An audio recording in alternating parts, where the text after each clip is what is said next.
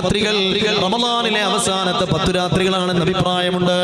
ഈ 10 രാത്രികൾ മുഹറം മാസത്തിലെ ആദ്യത്തെ 10 ദിവസങ്ങളാണ് എന്നും അഭിപ്രായമുണ്ട്. അവ പ്രഭാത സമയത്തെ സത്യം ചെയ്യുന്നു, 10 രാത്രികളെ സത്യം ചെയ്യുന്നു. അടുത്തതായി അല്ലാഹു പറയുന്നത് ഇരട്ടയെയും സത്യം ചെയ്യുകയാണ്, ഒറ്റയെയും സത്യം ചെയ്യുകയാണ്. ഏതാണ് ഈ ഇരട്ട, ഏതാണ് ഈ ഒറ്റ? പണ്ഡിതന്മാർ ഈ ആയത്തിനെ വിശദീകരിച്ചിരിക്കുന്നത് ഒറ്റ എന്നത് അല്ലാഹുവാണ്. ഒറ്റപ്പെട്ടവൻ, അവന് ഇണകളായി തുണകളായി അവൻ ആരുമില്ല, സഹായികളായി ആരുമില്ല.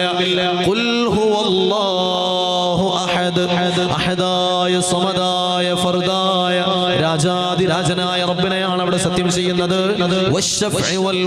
ഒറ്റയെ സത്യം ചെയ്യുന്നു, ഇരട്ടയെ സത്യം ചെയ്യുന്നു. ആരാണ് ഇരട്ട? അല്ലാഹുവല്ലാത്ത പടപ്പുകൾ ആരൊക്കെയുണ്ടോ അവരെല്ലാവരും ഇരട്ടകളാണ്. അവരെല്ലാം ഇണകളായിട്ടാണ് അല്ലാഹു പഠിച്ചിരിക്കുന്നത്, അവരെല്ലാം തുണകളായിട്ടാണ് പഠിച്ചിരിക്കുന്നത്.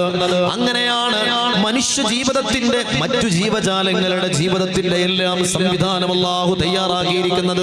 അതുകൊണ്ട് തന്നെ ലോകത്ത് കഴിഞ്ഞു പോയ മനുഷ്യന്മാരുടെ കൂട്ടത്തിൽ ഏറ്റവും മഹാന്മാരായ അല്ലാഹുവിന്റെ പടപ്പുകളിൽ ഏറ്റവും മഹാന്മാരായ അല്ലാഹുവിന്റെ അമ്പിയാക്കൾ അവർ കുടുംബ ജീവിതം നയിച്ചവരാണ്.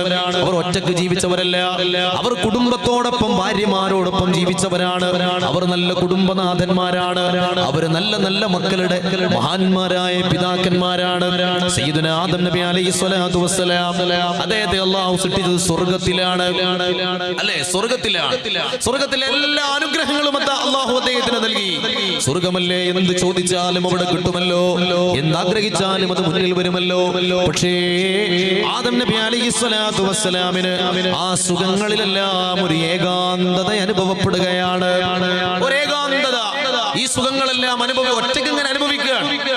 അത് മനുഷ്യന്റെ മാനസികാവസ്ഥയിൽ അല്ലാഹു കണക്കാക്കിയ ഒരു സംഗതിയല്ല. ഒറ്റയ്ക്ക് ജീവിക്കാൻ മനുഷ്യന് കഴിയൂല. സ്വർഗത്തിലാണെങ്കിൽ പോലും ഒരു മനുഷ്യൻ ഇണയെ തേടും എന്ന് ആദം നബി അലൈഹിസ്സലാത്തു വസ്സലാമിന്റെ ആ സംഭവം നമ്മിൽ അല്ലാഹു അതിലൂടെ നമ്മെ പഠിപ്പിക്കുകയാണ്. ഭാര്യയും ഭർത്താവും തമ്മിലുള്ള ബന്ധം എത്രമാത്രം വിശുദ്ധമാണ് എന്ന് സൂചിപ്പിക്കാനാണ് നമ്മൾ ഇതെല്ലാം പറഞ്ഞുകൊണ്ടിരിക്കുന്നത്. അങ്ങനെയാണ് ആദം നബി അലൈഹിസ്സലാത്തു വസ്സലാം കിടന്നുറങ്ങുന്ന നേരത്ത് അദ്ദേഹം ഉറക്കത്തിൽ നിന്ന് ഉണരുമ്പോൾ തന്റെ മുമ്പിൽ അതാ സുന്ദരിയായ ഒരു പെണ്ണിങ്ങനെ ഇരിക്കുന്നത് കാണുന്നു. ആദം നബി അലൈഹിസ്സലാം അല്ലാഹുവിനോട് ചോദിക്കുകയാണ്, ഇതാരാണ് പടച്ചവനെ? അല്ലാഹു പറഞ്ഞു, ആദം നബിയെ, നിങ്ങൾക്ക് ജീവിതത്തിൽ സന്തോഷം നൽകാൻ, നിങ്ങളുടെ പ്രയാസഘട്ടങ്ങളിൽ താങ്ങും തണലുമാവാൻ, നിങ്ങളുടെ പ്രയാസങ്ങളെല്ലാം പകുത്തെടുക്കാൻ ഒരു ഇണയെ ഞാൻ നിങ്ങൾക്ക് വേണ്ടി സംവിധാനിച്ചതാണ്. എവിടെ നിന്നാണ് ആ ഇണയെ സംവിധാനിച്ചത്? ആദം നബി അലൈഹിസ്സലാമിന്റെ ശരീരത്തിൽ നിന്നു തന്നെയാണ്. ആദം നബിയുടെ ശരീരത്തിൽ നിന്നു തന്നെയാണ്. ഒരു പുരുഷന്റെ ബാക്കിയാണ് സ്ത്രീ എന്ന് പറയുന്നത്. ഒരു പുരുഷനെ സംബന്ധിച്ചിടത്തോളം അവന്റെ ശരീരത്തിന്റെ ഒരു ഭാഗം തന്നെയാണ് സ്ത്രീ എന്ന് പറയുന്നത്. ആദം നബി അലൈഹിസ്സലാത്തു വസ്സലാമിന്റെ ശരീരത്തിൽ നിന്നുള്ള ഒരു ഭാഗം കൊണ്ടാണ്, കൃത്യമായി പറഞ്ഞാൽ ഇടതു വാരിയെല്ലിന്റെ ഒരു എല്ലിൽ നിന്നാണ് മഹദിയായ ഹവ്വാ ബീവി റളിയല്ലാഹു അൻഹയെ അല്ലാഹു സുബ്ഹാനഹു വ തആല സൃഷ്ടിക്കുന്നത്. അല്ലാഹു സുബ്ഹാനഹു വേറെ എന്തൊക്കെ ചെയ്യാം? ആദം നബിയെ പടച്ച പോലെ വേറെ ഒരു മണ്ണിൽ നിന്ന് ഹവ്വാ ബീവിയെ പടക്കാലോ, അല്ലെങ്കിൽ മണ്ണിനെ വേണമെന്നില്ല വേറെ എന്തെങ്കിലും ഒരു വസ്തുവിൽ നിന്ന് പടക്കാലോ, അല്ലെങ്കിൽ അങ്ങനെ ഒരു മെറ്റീരിയൽ ഇല്ലാതെ ഹവ്വാ ബീവിയെ പടക്കാൻ അല്ലാഹുവിന് കഴിയുമല്ലോ. പക്ഷെ എന്തിനാണ് ആദം നബി അലൈഹിസ്സലാമിന്റെ ശരീരത്തിൽ നിന്നു തന്നെ ഹവ്വാ ബീവിയെ അല്ലാഹു പടച്ചത്?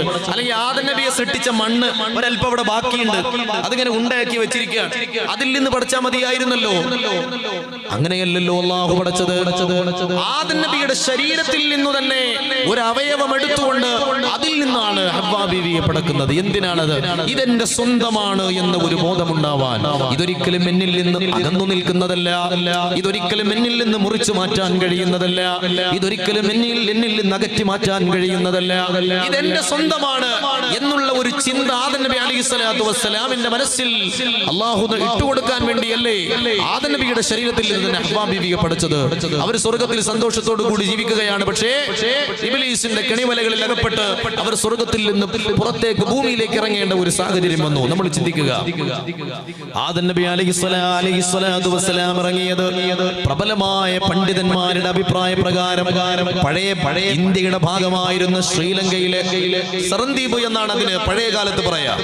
ആ സെറന്ദീപിലെ ആദം മല എന്ന് ഇന്നും അറിയപ്പെടുന്ന ആ വലിയ പർവ്വതത്തിന്റെ മുകളിലാണ് ആദം നബി അലൈഹിസ്സലാത്തു വസ്സലാം ഇറങ്ങിയത് എന്നാണ് ഭൂരിഭാഗം പണ്ഡിതന്മാരും അഭിപ്രായപ്പെടുന്നത്.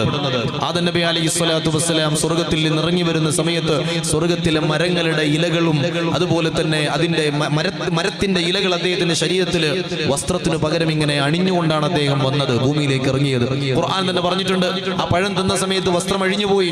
അപ്പോ സ്വർഗത്തിലെ മരങ്ങളുടെ ഇലകൾ പറിച്ചെടുത്ത് ശരീരം മറക്കാൻ ആദം നബി അലൈഹി സ്വലാം തുനിഞ്ഞു എന്നൊരു പരാമർശം ഖുർആനിൽ നടത്തിയിട്ടുണ്ട്. ആ സ്വർഗത്തിലെ മരങ്ങളുടെ ഇലകളും ശരീരത്തിൽ പൊതിഞ്ഞിട്ടാണ് ആദം നബി അലൈഹി സ്വലാം ഭൂമിയിലേക്ക് ഇറങ്ങി വരുന്നത്.